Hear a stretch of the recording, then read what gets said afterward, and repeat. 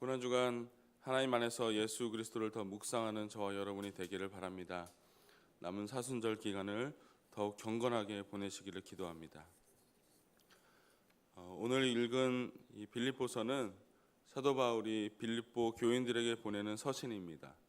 특별히 사도 바울이 감옥에 갇혀 있을 때 쓰인 편지라서 옥중 서신이라고 불리기도 합니다.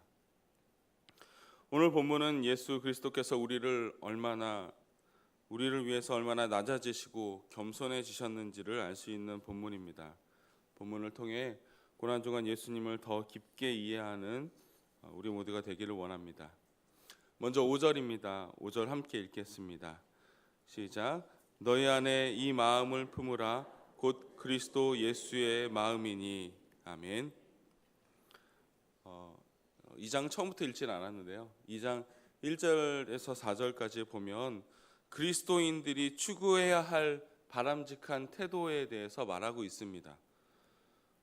그리고 이제 그 5절부터는 그리스도인이 추구할 가장 모범적인 모델을 예수님으로 제시하고 있죠. 5절에서 읽은 이 품으라라는 이 원어적 의미는 얻으려고 애쓰다, 중요하게 여기다의 뜻입니다. 단순히 품에 품다의 정도가 아니고요. 그것을 얻으려고 최선을 다하는 그런 애쓰는 모습을 얘기하죠. 무엇을 품으라고 합니까? 예수님의 마음을 품으라고 합니다. 다시 말하면 예수님 안에 거하라라는 뜻입니다. 사실 빌립보 교회에는 내부적으로 다툼과 분쟁이 있었습니다. 사도 바울이 순회하면서 전도했던 그 이후에 생겨진 교회지만 그럼에 불구하고도 그 안에 좀 좋지 못한 모습들이 있었습니다. 2장 2절을 보면 같은 생각을 가지고 같은 사랑을 나누며 마음을 합하라. 3절에는 이기적인 야심 허영을 버리고 겸손한 마음으로 남을 대하라 라고 했습니다. 그러니까 그게 없었다는 얘기죠.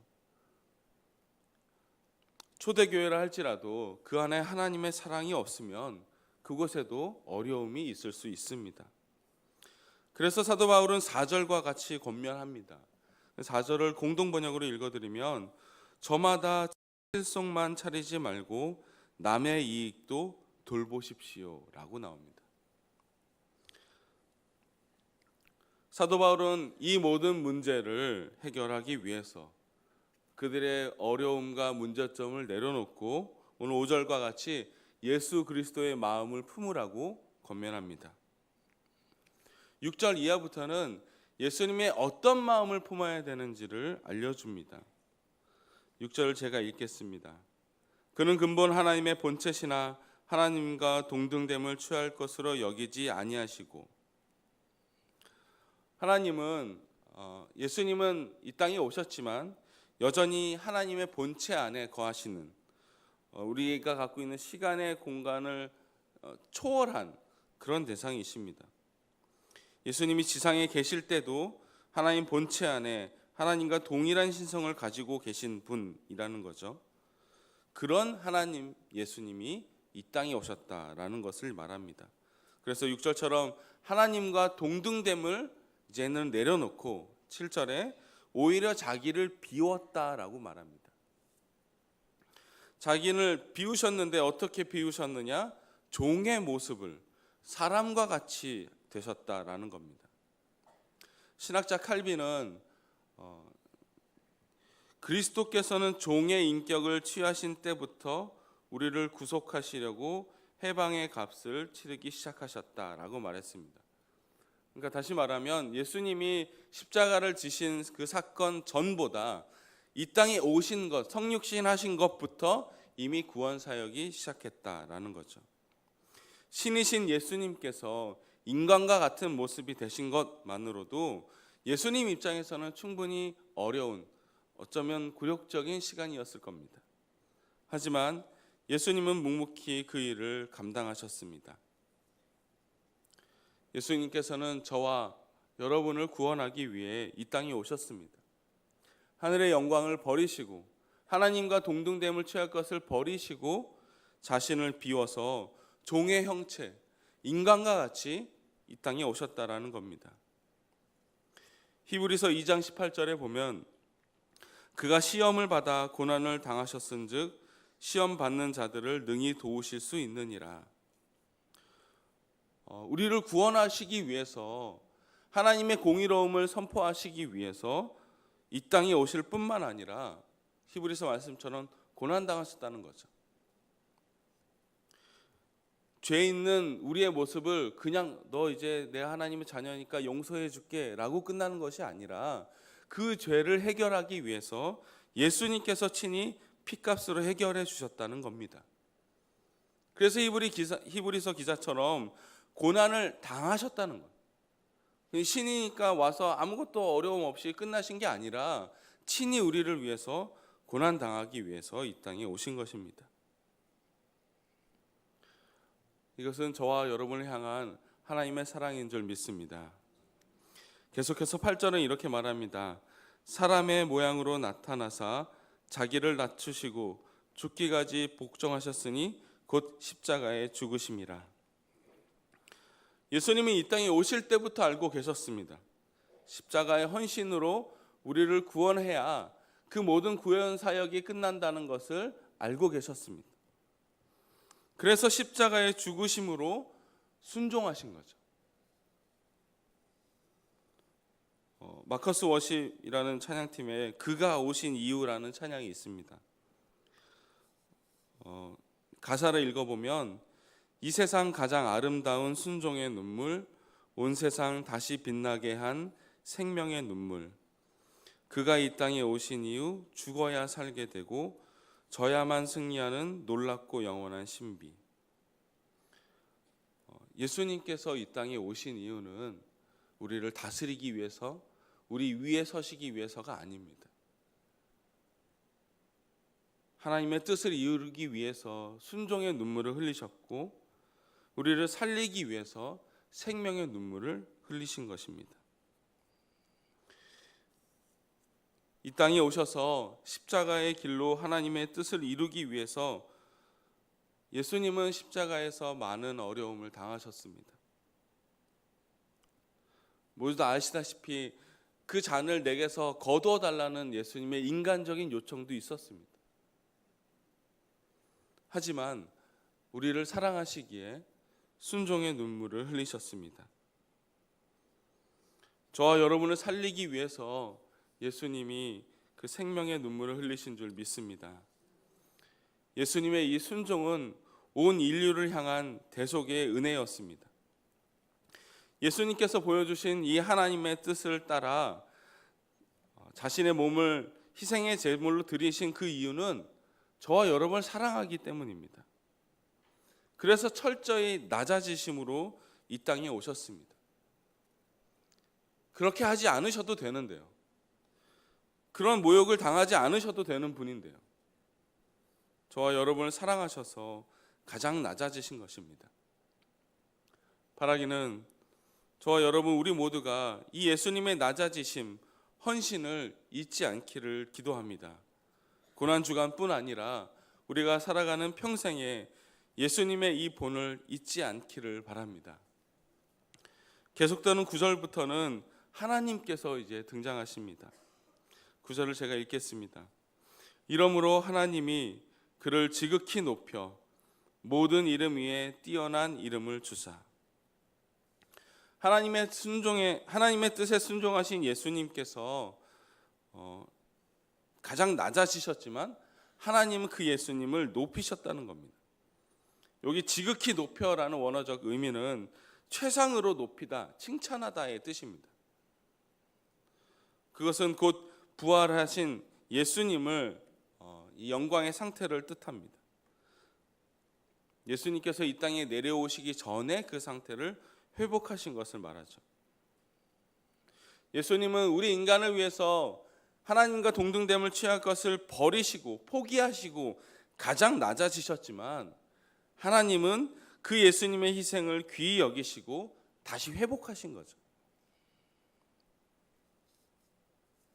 그래서 10절, 11절 이렇게 말합니다. 우리가 10절, 11절 우리 함께 읽겠습니다. 하늘에 있는 자들과 땅에 있는 자들과 땅 아래에 있는 자들로 모든 무릎을 예수의 이름에 꿇게 하시고 모든 입으로 예수 그리스도를 주라 시인하여 하나님 아버지께 영광을 돌리게 하셨느니라. 아멘. 이 문법적으로 보면 10절, 11절은 구절을 향한 목적입니다. 그러니까 구절을 이루기 위한 거죠. 정리하자면 구절에 말한 예수님의 이름을 높이신 목적이 있는데, 첫 번째는 10절에 있는 모든 무릎을 예수 이름에 꿇게 하신 것과, 두 번째는 11절에 있는 예수 그리스도를 구주로 시인하기 위해서라는 거죠. 예수님의 이름을 높이신 목적이 이 세상 모든 만물을 향한 예수의 이름에 무릎에 꿇게 하신 것과 우리로 하여금 예수 그리스도를 주라 시인하기 위해서라는 겁니다. 예수님은 가장 낮은 자리로 오셨지만 하나님은 그를 가장 높은 자리로 인도하셨습니다. 예수님은 하나님의 뜻에 순종하기 위해 낮아지셨지만 하나님은 그 순종의 눈물을 받으시고 놀라운 신비를 보여주신 것입니다. 하나님의 자녀된 우리도 하나님의 뜻에 맞게 낮은 자세에 겸손함이 필요한 줄 믿습니다. 그곳이 교회이든 또 교회 밖이든 나의 실속만 보는 것이 아니라 다른 이들을 향한 마음이 있어야 될 줄 믿습니다. 본을 보여주신 그 예수님의 길을 따라서 우리도 항상 겸손한 자가 되기를 바랍니다. 하나님의 뜻에 순종하여 낮아지는 우리의 모습이 있다면 분명 하나님께서 함께 하실 뿐만 아니라 예수 그리스도를 높이셨던 것처럼 우리 또한 궁극적으로 높은 곳으로 이끄실 줄 믿습니다.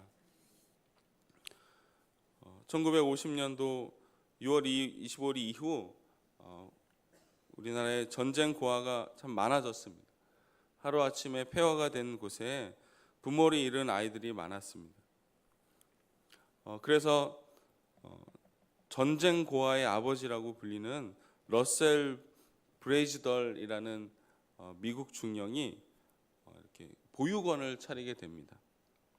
서울 시내에 작은 보육원을 고아원을 세웠는데 나중에는 1000명이 넘게 그 아이들이 그곳에 있었습니다. 그곳에서 새로운 삶을 시작하던 차에 일사후퇴가 일어납니다. 그래서 모든 군인뿐만 아니라 사람들이 후퇴해야 되는 상황에 놓였습니다. 그런데 1000명이 넘는 이 아이들을 데리고 갈 방법이 없었던 거예요. 이 러셀 중령은 군목이었는데, 군목이 전투를 하는 그런 병과는 아니잖아요. 그래서 어떻게 방법이 없다가 잘 얘기를 해서 김포공항에 이렇게 수송기 15대를 이렇게 배정받습니다. 그것도 일본에서 가져오게 됩니다. 근데 문제는 보육원에서 김포공항까지 갈 차가 없는 거예요. 이제 다 사람들은 다 후퇴하고 있고 아무리 자기가 중령이지만 뭘 이렇게 할 수 있는 상황은 없었습니다. 그렇게 어렵게 하던 찰나에 마침 어느 곳에서 쉬고 있는 미 해병대 트럭을 발견합니다. 근데 그 트럭에 이렇게 운전수들에게 내가 이게 여기 보면 다 이렇게 중령인 줄 알잖아요. 상부의 지시가 있으니 같이 가서 이동을 해야 된다라고 이렇게 약간의 거짓말을 하게 됩니다.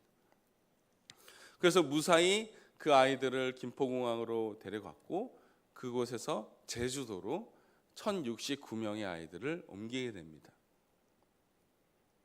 그 아이들은 새로운 삶을 사게 됩니다. 그래서 이 작전을 유모차 공수작전이라는 공식 작전이 있었습니다. 참 귀한 일이죠. 하지만 이 군인은 64년에 결국은 군사 재판을 회부됩니다. 그래서 이제 강제 전역을 하게 됩니다. 그걸 다 알면서도 그런 일을 함께 했습니다. 왜냐하면 그렇게 해서라도 그 한 명의 아이들을 살리기 위해서였습니다. 이 중령은 2007년도에 죽게 되는데요. 2012년도에 이제 그 전쟁 고아들을 만나게 됩니다. 이미 다 나이가 많이 들었던 그분들이지만 제가 기억하는 KBS에서 그 장면을 나왔는데 정말 귀한 한 생명을 살리게 된 겁니다. 비록 본인은 강제 전역을 하게 되는 상황에 놓였지만 그럼에 불구하고도 그 전쟁 고아들을 살릴 수 있는 것만으로도 자신은 행복했다라고 고백했다고 합니다. 크리스찬 한 사람의 헌신을 통해서도 1069명이라는 고아를 살렸던 것은 오늘 말씀과 같이 하나님 안에서 자신을 낮추었기 때문입니다. 성공과 출세를 뒤로하고 천하보다 귀한 한 영혼을 살린 이 중령의 믿음은 십자가를 지신 예수님의 귀한 본을 닮은 모습인 줄 믿습니다. 고난주간을 보내는 저와 여러분, 우리 모두가 예수님을 따라 하나님의 뜻에 순종하는 삶을 살기를 축원합니다. 기도하겠습니다. 사랑과 은혜가 많으신 하나님, 고난주간 하나님의 뜻에 순종하며 살아가는 하루하루 되게 하여 주옵소서. 우리가 속한 공동체 곳곳마다 선한 크리스찬으로 서게 하시고 예수님의 십자가 고난을 묵상하며 다른 이들과 함께하는 우리 모두가 되게 하여 주옵소서. 그리하여 하나님의 영광을 나타내는 자, 하나님의 뜻을 나타내는 자가 되도록 하나님께서 늘 동행하여 주옵소서. 예수님의 이름으로 기도드립니다. 아멘.